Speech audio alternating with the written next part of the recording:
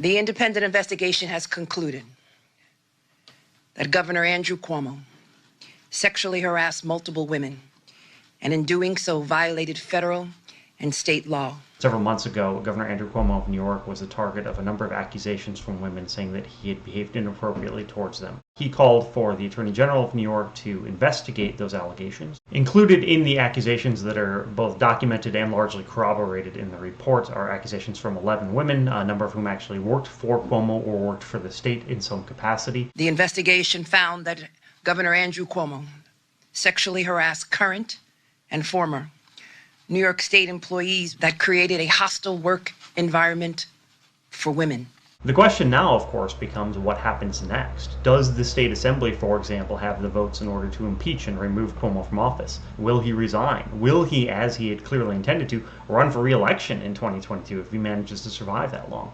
But then, of course, there are the non-political questions. There are already discussions about potential criminal probes. There is the possibility of civil suits from some of the women. This is just the beginning of what might happen with Andrew Cuomo as a result of these allegations. I never touched anyone inappropriately or made inappropriate sexual advances. That is just not who I am.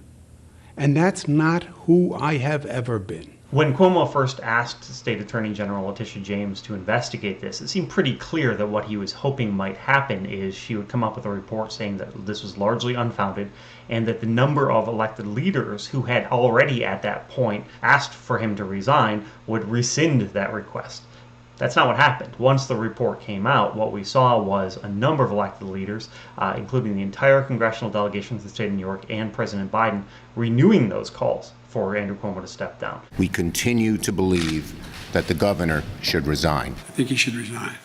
One of the things that Andrew Cuomo has tried to do as this scandal has unfolded is he's consistently tried to appeal to the Cuomo name and his own legacy in trying to get New Yorkers to stand by him. I've been making the same gesture in public all my life. I actually learned it from my mother and from my father. It is meant to convey warmth, nothing more. He is very much trying to do everything he can to make the political case for him to stay in office. None of that, of course, addresses the actual complaints that are included in that report, which by themselves have inspired a lot of people to call for his removal.